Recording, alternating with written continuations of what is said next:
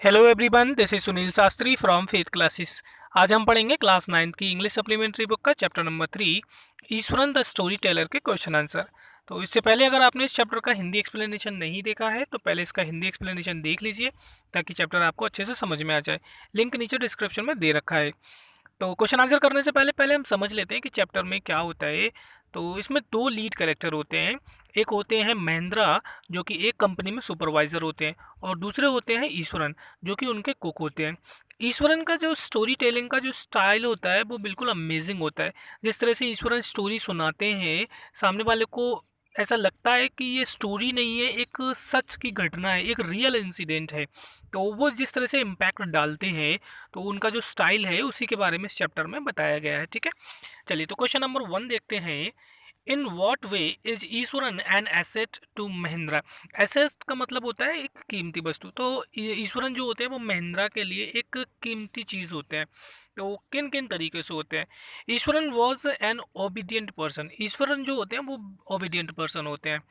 He was Mahendra's cook. और ईश्वरन कौन होते हैं? महिंद्रा के कुक होते हैं। He was very caring and hard working. बहुत ज़्यादा केयरिंग होते हैं और हार्ड वर्किंग होते हैं। He did all the job such as cooking meal, washing clothes and chatting with Mahindra at night.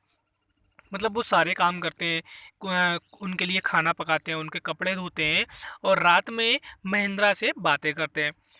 He owed his master with full dedication. मतलब उनके जो मतलब मालिक होते हैं, मतलब जो महिंद्रा होते हैं, उनकी वो पूरी डेडिकेशन से उनकी बातों को मानते हैं। ठीक है, so he was an asset to Mahendra. और इसीलिए वो जो ईश्वरन होते हैं महिंद्रा के लिए एक एसेट होते हैं। ठीक है, चलिए अगला क्वेश्चन पढ़ते हैं। How does Ishwaran describe uprooted tree on the highway. What effect does he want to create in his listener.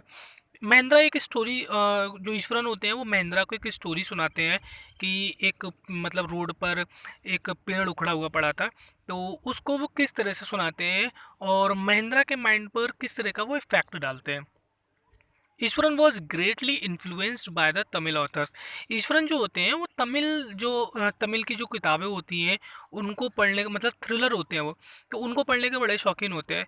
तो मतलब जो वो स्टोरी सुनाते हैं तो स्टोरी में वो एक सस्पेंस डाल देते हैं। तो वो तमिल की जो किताबें होती है उनसे बहुत ज़्यादा इंस्पायर होते हैं वो। He was in the habit of creating suspense. मतलब जो भी वो कहानी सुनाते हैं तो उसमें मतलब सस्पेंस क्रिएट करते हैं वो। He had the quality of narrating even the smallest incident in the impressive way. मतलब अगर छोटा सा भी इंसिडेंट होता है तो वो इस तरह से सुनाते हैं कि ये बहुत बड़ी घटना है, उसमें सस्पेंस क्रिएट करके सुनाते हैं। He was presented the incident related to the uprooted tree on the highway in a dramatic way. मतलब हाईवे पे एक रोड, वो जो पेड़ होता है वो पड़ा हुआ होता है। तो जब वो घटना बताते हैं तो एक ड्रामेटिक वे में मतलब एक ड्रामा क्रिएट करके उसको बताते हैं वो। He was alone and the road was deserted. मतलब मैन ईश्वरन जो थे वो अकेले थे, और जो रोड था बिल्कुल डेजर्टेड। डेजर्टेड मतलब बिल्कुल खाली रोड था। He saw something that looked like an enormous beast lying across the road. मतलब अब जब वो देखते हैं पेड़ को कि पेड़ रोड पे पड़ा हुआ था, तो वो दूर से देखते हैं तो उनको ऐसा लगता है कि एक बहुत विशाल जानवर जो है वो उस पर रोड पर पड़ा हुआ है। But as soon as he came closer he found there nothing but a fallen tree. और जैसे ही वो पास में जाते हैं तो वो देखते हैं कि ये कोई विशाल जानवर नहीं है, बहुत बड़ा जानवर नहीं है, ये एक टूटा हुआ पेड़ है जो कि रोड पे पड़ा हुआ है। His main purpose was to create suspense and surprise. तो वो इस तरह से जो स्टोरी सुनाते हैं तो उनका मेन पर्पज क्या होता है? उस कहानी में सस्पेंस को क्रिएट करना। मतलब ईश्वरन चाहते तो सिंपली वो बता देते कि मतलब एक पेड़ उखड़ा हुआ पड़ा था रोड पर, तो उनको लगा मतलब वो थोड़ा सा डर गए थे। लेकिन मतलब उन्होंने इस तरह से मतलब बताया स्टोरी को कि उन्होंने उस स्टोरी में सस्पेंस क्रिएट करना था। ठीक है, चलिए अगला क्वेश्चन देखते हैं। चलिए नेक्स्ट क्वेश्चन देखते हैं। How does he narrate the story of tusker. अब जो ईश्वरन होते हैं वो एक टस्कर मतलब होता है एक हाथी की स्टोरी सुनाते हैं। तो वो जो हाथी की स्टोरी सुनाते हैं वो कैसे सुनाते हैं? Does it appear to be plausible. और जो स्टोरी सुनाते हैं क्या वो स्टोरी विश्वसनीय लगती है, मतलब उस पर बिलीव किया जा सकता है? Iswaran narrate the story of the tusker exaggeratedly. मतलब अतिशयोक्तिपूर्ण सुनाते हैं। अतिशयोक्तिपूर्ण मतलब छोटी सी चीज़ होती है उसको बहुत ज़्यादा बड़ा चढ़ाकर बताना, मतलब जिस पर विश्वास करना इम्पॉसिबल सा हो। The tusker, having escaped from the timber yard, stamped on bushes stored of wild creepers and broke the branches at his will। तो जो टस्कर होता है वो एक टिम्बर यार्ड से मतलब भाग जाता है। तो फिर वो क्या करता है, मतलब जो झाड़ियाँ वगैरह होती हैं उनको उखाड़ देता है, और जो क्रीपर्स मतलब बेलें लता वगैरह जो होती हैं उनको वो उखाड़ देता है, और जो पेड़ों की ब्रांचेस वगैरह होती हैं उनको भी वो तोड़ देता है। The elephant become uncontrollable. तो जो एलिफेंट होता है वो बिल्कुल मतलब उसको कंट्रोल नहीं किया जा सकता। And entered the school ground, और फिर वो क्या होता है एक स्कूल ग्राउंड में घुस जाता है। इट क्रिएटेड कायोस देयर, मतलब वो भयावह, कायोस का मतलब होता है भयावह माहौल कर देना, मतलब बहुत ज़्यादा खतरनाक मतलब माहौल हो जाता है, हाथी बिल्कुल मतलब अनकंट्रोल हो जाता है, तो लोग उससे डरते हैं वहाँ पर। Everyone in the school tried to escape, मतलब हर कोई उसको भगाने की कोशिश करता है। No one dared to face the tusker, अब किसी की हिम्मत नहीं होती है कि वो उस टस्कर के सामने जा सकते हैं। In the meantime Iswaran grabbed a cane from the teacher and move towards the elephant. फिर क्या होते हैं, ईश्वरन जो होते हैं मतलब एक टीचर से मतलब एक छड़ी लेते हैं और टस्कर के सामने वो चले जाते हैं। He hit its third toenail and beast collapsed, और वो क्या करते हैं इसके थर्ड उसके पैर के उसके नेल में वो मारते हैं, और जो बीस्ट होता है मतलब जो बड़ा जो जानवर होता है एलिफेंट जो होता है वो कोलेप्स्ड हो जाता है, मतलब गिर जाता है। He claimed that he used the Japanese art to control the tusker, और वो कहते हैं कि मतलब टस्कर को कंट्रोल करने के लिए उन्होंने जापानीज जो आर्ट होती है मतलब मार्शल आर्ट टाइप जो होती है उसको उन्होंने टेक्निक का यूज़ किया है। But this story seems totally implausible, as it is very difficult to believe that a child can control a mad elephant। मतलब जो स्टोरी है बिल्कुल इम्प्लॉसिबल है, मतलब अविश्वसनीय है, जिस पर विश्वास नहीं किया सकता कि मतलब कोई भी छोटा बच्चा एक इतने बड़े हाथी को कंट्रोल कैसे कर सकता है। ठीक है, चलिए अगला क्वेश्चन देखते हैं। Why does the author say that Eswaran seem to more than make up for the absence of a TV in Mahindra's living quarters। मतलब जैसे महिंद्रा जो होते हैं उनको बार बार उनकी मतलब जो पोस्टिंग होती है वो इधर उधर होती रहती है, तो उनके साथ टीवी तो होती नहीं है। तो महिंद्रा कहते हैं कि जो ईश्वरन है वो टीवी से ज़्यादा एंटरटेनिंग है। ठीक है, तो वो ऐसा क्यों कहते हैं। Iswaran was an expert in telling adventurous and mysterious story in a dramatic way. मतलब जो ईश्वरन होते हैं वो एक्सपर्ट होते हैं, मतलब किसी भी स्टोरी को एक एडवेंचरस और एक मिस्टीरियस रूप में वो मतलब उनको सुनाते हैं। तो उनको एक टीवी से ज़्यादा उनको आनंद आता है महिंद्रा को उनकी कहानी सुनने में। It was his daily routine to entertain Mahindra at night, और ये उनका डेली का रूटीन हो जाता है कि वो कहानियाँ सुनाकर महिंद्रा को एंटरटेन करते हैं। Mahindra could listen to and watch the development of the story, और महिंद्रा जो है वो मतलब उनकी कहानियाँ सुनते हैं और स्टोरी में किस तरह से डेवलपमेंट होते हैं, किस तरह से चेंजेस होते हैं, वो सारी चीज़ें उनकी सुनते हैं। Thus Ishwaran seemed to more than make up for the absence of a TV.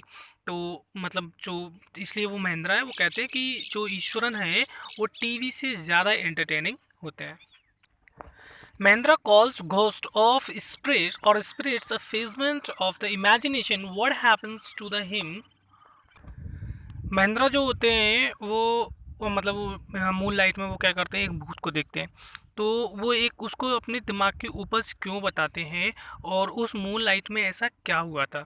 Mahindra calls ghost of spirit a figment of a imagination, मतलब वो क्या कहते हैं कि उसने जो भूत देखा है वो क्या है, एक इमेजिनेशन है, उसके दिमाग की एक उपज है। As he did not believe in ghost, क्योंकि वो मतलब भूत प्रेतों में विश्वास नहीं रखते हैं। One day Ishwaran told him about a female ghost holding a foetus in her arms. तो एक दिन क्या होता है, ईश्वरन उनको एक स्टोरी सुनाते हैं एक फीमेल घोस्ट की, और जिसके हाथ में एक फीटस होता है। फीटस का मतलब होता है मतलब एक भ्रूण, अनबॉर्न बेबी आप कह सकते हैं। On a full night he woke up from his sleep and looked outside the window। और पूरी रात मतलब वो सोते नहीं है, वो मून लाइट होती है तो वो अपनी विंडो के बाहर वो देखते रहते हैं। He got shocked to see the same figure and began to sweat profusely. और मतलब वो शॉक एकदम से शॉक हो जाते हैं कि मतलब वो विंडो के जब बाहर देखते हैं तो जो स्टोरी ईश्वरन ने उनको सुनाई थी सेम टू सेम, मतलब जिस तरह की आकृति उसने बताई थी सेम टू सेम उस तरह का कोई व्यक्ति उसको बाहर दिखा था विंडो के बाहर। नेक्स्ट क्वेश्चन है, can you think some other ending for the story. मतलब आपको लगता है कि स्टोरी का कुछ और एंड भी हो सकता था। The present story ends with Mahendra's resolve to leave the haunted place. तो मतलब जो एंड होता है वो क्या होता है कि महेंद्रा जो होते हैं उससे डर जाते हैं, मतलब उस जगह से डर जाते हैं कि वो जो जगह हॉन्टेड प्लेस है, यहाँ भूत प्रेतों का वासा है। तो उसके बाद क्या करते हैं, वो अपनी जॉब से रिजाइन कर देते हैं और वो वहाँ से भाग जाते हैं और इस तरह से कहानी ख़त्म हो जाती है। But it is not appropriate ending. लेकिन ये जो एंडिंग है मतलब ठीक एंडिंग नहीं है। Mahendra should not have decided to leave the haunted place without knowing the reality. मतलब महेंद्रा को बिना रियलिटी जाने मतलब इस तरह से रिजाइन नहीं करना चाहिए था। The story could end like this. और स्टोरी मतलब इस तरह से भी हो सकती थी। Courageously Mahendra approached the women and try to know the reality.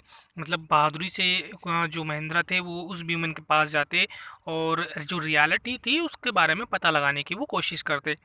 As soon as Mahendra caught the women, it becomes the revelation of the mystery। और जैसे ही महेंद्रा उस वीमेन को पकड़ते तो जो भी मतलब जो रियलिटी थी वो सामने आ जाती। ठीक है, मतलब और जो मिस्ट्री थी वो पूरी तरह से सॉल्व हो जाती थी। It was none but Ishwaran in the guise of the ghost of women. तो ये मतलब जो भूत था वो और कोई नहीं था, ईश्वरन ही था जो कि उस भूत के भेष में महेंद्रा को डराने की कोशिश कर रहा था। और ईश्वरन ने क्या किया, बिना रियलिटी जाने उन्होंने डर की वजह से जाके उन्होंने अपनी जॉब से रिजाइन दे दिया और वो जगह जो उन्होंने छोड़ दी। ठीक है, और इस तरह से कहानी ख़त्म हो जाती है। ठीक है, तो आई होप आपको ये वीडियो पसंद आया होगा, और अगर वीडियो पसंद आया तो वीडियो को लाइक और चैनल को सब्सक्राइब कर देना। ठीक है, मिलते हैं अगले वीडियो में। Thank you.